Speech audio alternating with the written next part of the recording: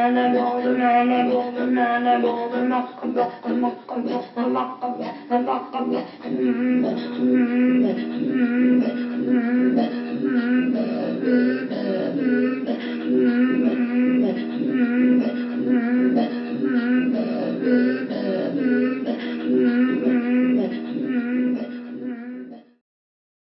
suis née à Lyon en 1941 et ma famille était à ce moment-là pour quelque temps là, mais ce n'est pas un endroit où je suis restée très longtemps parce que nous sommes partis au Maroc en 1943. Donc j'ai eu une enfance, surtout la petite enfance marocaine pendant 4 années. Et à la suite de cela, mon père a été nommé en Sarre et je suis évidemment venue avec ma famille en Sarre et quelque temps après, pensionnaire à Paris, dans la région parisienne, pour faire en principe de bonnes études. Voilà, c'était l'idée de la famille. J'ai passé un bac mathématiques. On considérait que j'étais matheuse, mais à la sortie de ça, j'ai refusé de continuer vers les mathématiques et je suis allée vers la philosophie, puis propédeutique sous forme d'hypocagne au lycée Janson. À la suite de cela, et jusque-là, je ne savais toujours pas ce que je voulais faire dans la vie. Sauf de façon négative, je ne voulais rien faire de ce que j'avais vu avant. Ça a éliminé toutes les matières scolaires. Donc ça a commencé à être un peu difficile et il s'est trouvé qu'à ce moment-là, s'est créée la licence de sociologie à la Sorbonne. Évidemment, la sociologie était déjà enseignée, mais dans le cadre de la philosophie. Et la sociologie, donc je pense que ça fait l'année 59, je pense. Je me suis inscrite. Alors, j'ai été influencée par la nouveauté déjà, l'idée de faire une matière nouvelle. Et puis, un professeur du Collège de France était venu chez moi, ami de mes parents, était venu chez moi et m'avait complètement déconseillé d'aller dans cette voie-là, en disant vous allez essuyer les plâtres, c'est pas au point, etc. Mais ce qu'il m'en disait me plaisait et donc je suis allée vers dans cette direction, avec en même temps un enseignement à la faculté de droit. Ça, c'était influencé par une de mes amies dont le père voulait absolument, qui était embarqué par moi vers la sociologie, mais dont le père pensait que ce serait plus solide de faire du droit parce que c'était une valeur sûre.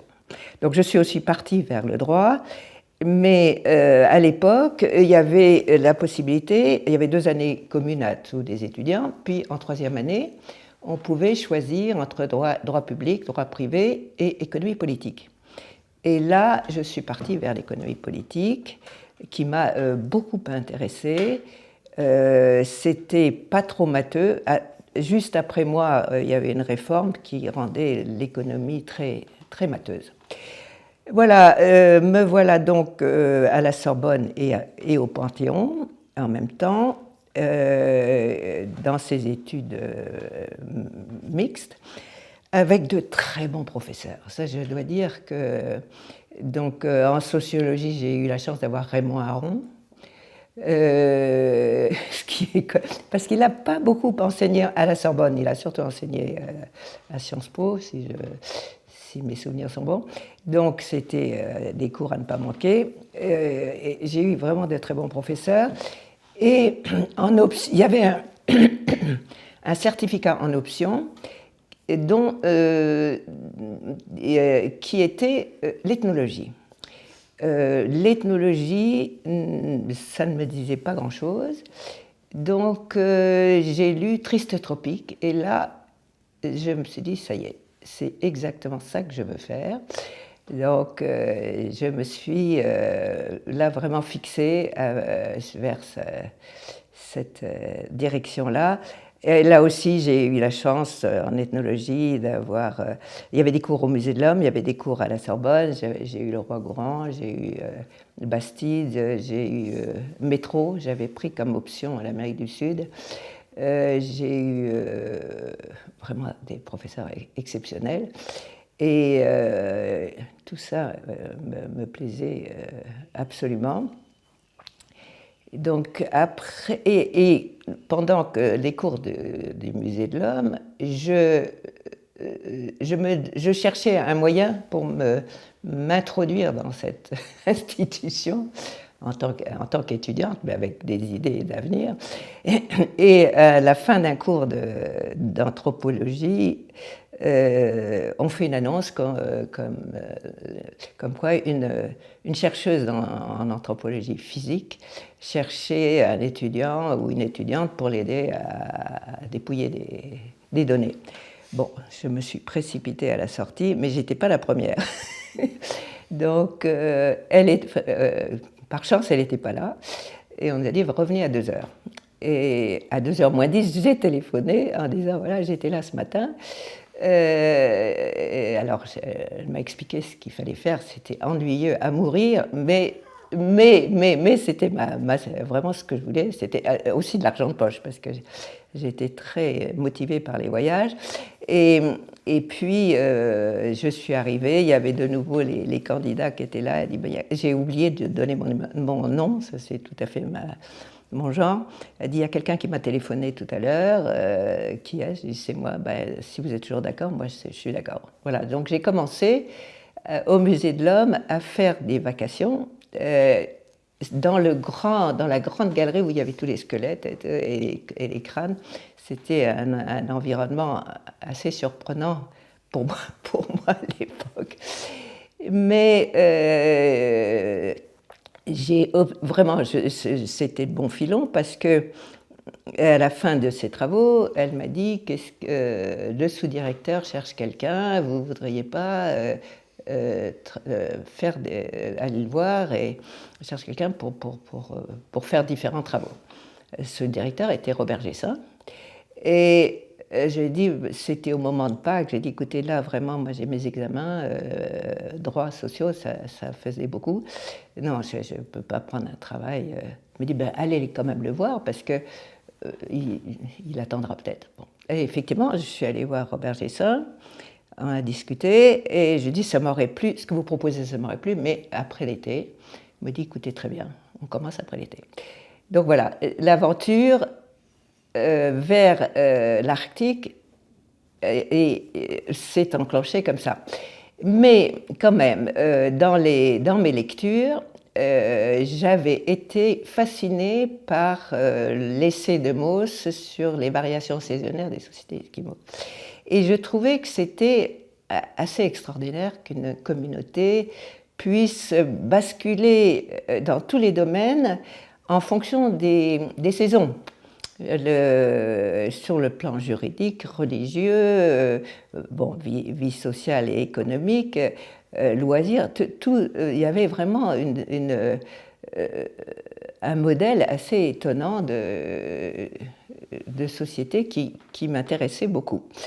Et je trouvais que c'était tellement extraordinaire cette publication que j'arrivais à la caser dans toutes mes copies, qu'elles soient ou juridiques ou sociologiques. Et voilà, ce qui fait qu'il y avait quand même quelque chose derrière ma tête. Et puis aussi, on est toujours effectivement, comme beaucoup de gens, fascinés par ces hivers sombres, ces étés lumineux, et les paysages.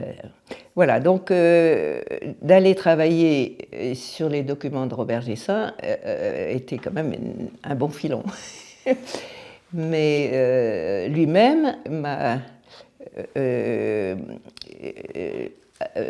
confié des généalogies qu'il avait établies et a travaillé sur ces généalogies, les généalogies de la population namassalique. Il avait été dans la mission de 34-35 avec Paul-Émile Victor, Michel Pérez et Fred Steven quelque chose, faire cette mission des années 30 et retourner en 65 pour un hiver complet.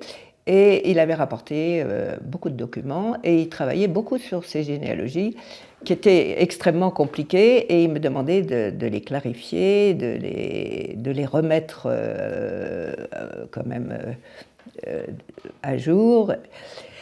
Donc j'ai travaillé comme ça assez longtemps et en même temps je le faisais parler. C'est assez drôle parce que c'est un médecin anthropologue et psychanalyste. Donc faire parler un psychanalyste, c'est le contraire bon, je plaisante là. Mais il avait justement une vision très intéressante sur ces sociétés-là, qui était originale, puisqu'il avait aussi cette vision psychanalytique. Donc, j'ai travaillé sur ces généalogies et j'ai appris beaucoup de choses comme ça en conversation tout à fait détendue. Et au bout d'un certain temps, il me dit, mais au fond, où est-ce que vous en êtes avec vos études? J'ai dit, ben, j'ai fini droit et j'ai fini sociologie. Et il me dit, et maintenant, qu'est-ce que vous allez faire? Alors, je dis, écoutez, je n'en ai aucune idée. Elle me dit, il faut que vous fassiez une thèse.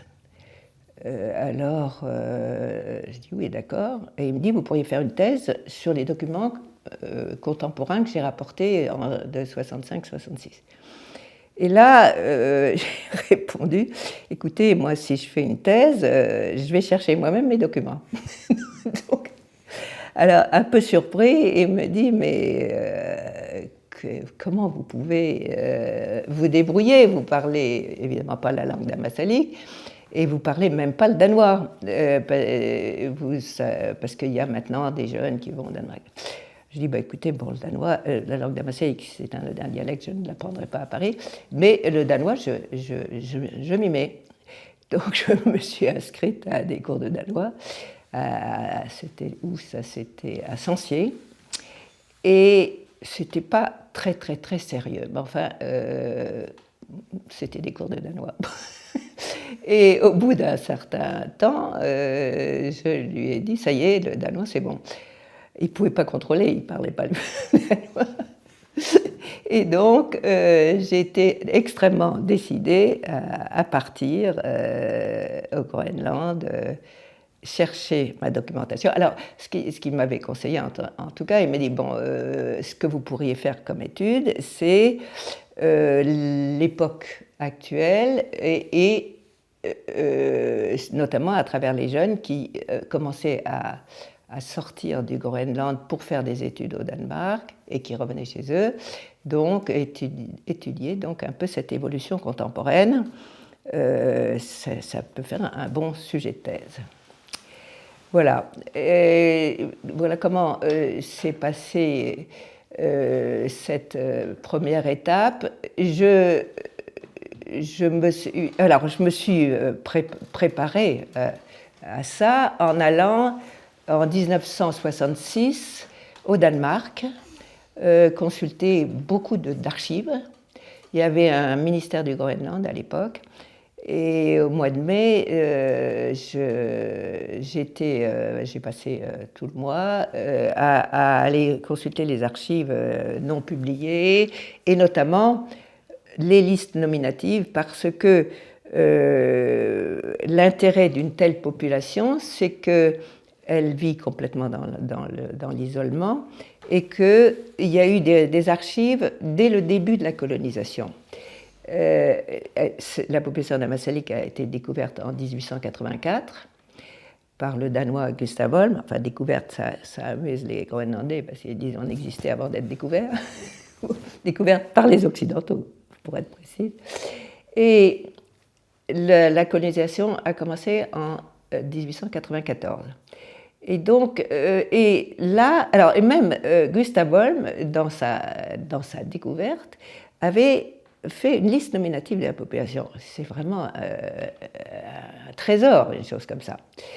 Donc les âges étaient forcément un peu approximatifs, mais il avait essayé de se caler sur des événements qu'on pouvait connaître par d'autres moyens, des événements notamment climatiques ou des choses comme ça. Donc c'était merveilleux parce qu'on avait comme un instantané de cette population au premier regard, voilà, avant d'être transformée. Et puis, donc, il les avait localisés dans les différents lieux et il avait fait une sociologie de la famille à travers ce recensement. Alors, après lui, à partir de 1994, les pasteurs il y avait un responsable du commerce et de l'administration, ont tenu presque année après année des recensements nominatifs. Ce qui donne, je crois qu'aucune population au monde a pu être suivie de façon aussi précise. Alors, après, c'est quand même très difficile. Ça a l'air comme ça simple quand on lit, on les prend puis on les traite. Sauf que les gens ont changé de nom d'un recensement à l'autre. Donc, comme vous savez aussi bien, on a plusieurs noms dans cette société et on ne donne jamais le même nom à quelqu'un, donc surtout s'il vient de l'extérieur. Bon, déjà, dans la société, entre eux, on s'aperçoit qu'ils ne s'appellent pas du même nom quand c'est le mari, la femme, l'enfant, etc. N'utilisent pas le même nom. Et quand ça n'est pas non plus une histoire de parenté par réincarnation, mais on en parlera plus tard. Donc c'était assez compliqué, c'était un puzzle, mais là donc je suis allée recueillir tout ce qu'on pouvait recueillir d'archives danoises à Copenhague avant de me lancer vers ce terrain. Alors pendant ce temps-là, alors au Musée de l'Homme, comme vous savez, peut-être ou peut-être pas, le Musée de l'Homme de l'époque, il y avait 3 départements. Il y avait anthropologie, ethnologie et préhistoire. Alors, l'Arctique, évidemment, avait un département. Je dis évidemment à l'époque, mais il n'en a plus maintenant au Musée du Quai Branly, ce qui est une grosse perte. C'est fondu dans l'Amérique, les Amériques. Mais au Musée de l'Homme, ancienne manière, il y avait le département des Amériques. Mais Gissin, en tant que médecin anthropologue, avait, lui, le département d'anthropologie biologique. Donc, en travaillant avec lui, je me suis trouvée, de fait, dans son équipe et pas dans l'équipe des ethnologues. Et à l'époque, donc, où je commençais à travailler avec lui, le sujet très en vue, c'était l'étude des isolats. Et les isolats, c'est les populations, la définition exacte des isolats, c'est un groupe endogame. On choisit son partenaire à l'intérieur du même groupe et donc il n'y a pas de mélange avec l'extérieur. L'étude des populations endogames était tout à fait à la mode chez les démographes, les généticiens et les anthropologues. Et là-dessus aussi, quand on étudie un isolat, on a aussi une sorte de trésor de culture non changée. Les règles sociales se sont maintenues, la langue s'est maintenue. Il y a vraiment de quoi faire une étude fantastique d'un isolat, et pas seulement du point de vue anthropologie biologique et génétique. Il y a beaucoup de choses. Donc, il s'est créé des équipes multidisciplinaires autour de ce thème-là. Et autour de Robert Gissin, il y avait justement il y avait une équipe qui travaillait sur la Bretagne, les isolats bretons, autour de Clausewet, Edgar Morin et compagnie. Il y avait une équipe Afrique au Sénégal, autour de Monique Gissin, qui était africaniste. Et puis une équipe Groenland. Bon, j'ai fait partie de la première à entrer dans l'équipe Groenland, mais après elle s'est renforcée. Avec, il y a eu Pierre et Bernadette Robe qui sont entrés dans cette équipe. Il y a eu Catherine Haenel qui a fait des travaux intéressants sur Ammassalik. Il y a eu Michel Perrault qui, lui, travaillait sur les Ammassalik émigrés au Danemark. Il parlait extrêmement bien danois. Et il est allé voir ceux qui avaient quitté la région. Souvent, c'était par mariage avec un Danois et après installation au Danemark. Qu'est-ce qu'il y avait encore? Alors, il y a eu pas mal de gens qui ont fait ponctuellement des études, comme Albert Ducrot, c'était anthropologie physique. Et puis des études de groupe sanguin avec André Langanet. Enfin, voilà. Donc, il y avait cette thématique, l'étude des isolats. Et puis, comme tout ça a évolué, ces isolats se sont ouverts sur le monde extérieur. Et notamment, ça a été le cas à Ammassalik. Et c'est ce que je suis allée étudier, c'est le contact culturel d'un isolat qui explose, quoi.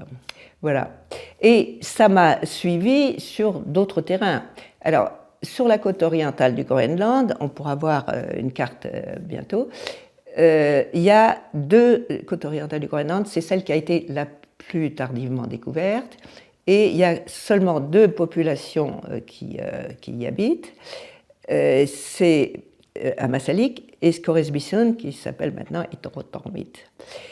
Mais en fait, c'est la même population, puisque la population du Scoresbysund, qui était plus au nord, a été créée en 1925 par les Danois.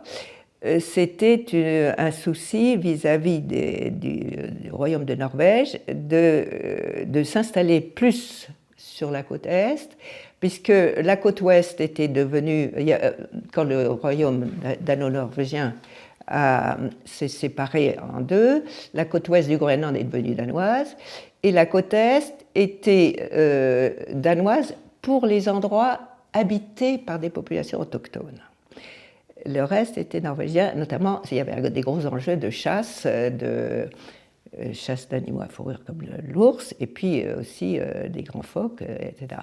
Donc les Danois ont désiré créer une nouvelle colonie, plus au nord, de gens venus d'Ammassalik, qui étaient des volontaires. Ce n'est pas un déplacement forcé comme on le verra en Sibérie. Mais en même temps, donc ils sont partis en 1925, et quand je les ai vus, moi, en 68, j'ai fait la première étude qui a été faite là, ils m'ont tous dit, ceux qui étaient encore vivants de cette première migration, m'ont dit, en fait, on pensait qu'on resterait 2-3 ans, puis qu'après on reviendrait. Et en fait, c'était pas ça, c'était la création d'une colonie. Voilà donc les prémices et un peu l'environnement général que je vous donne. Et là, maintenant, on va pouvoir peut-être parler de cette première mission à Ammassalik.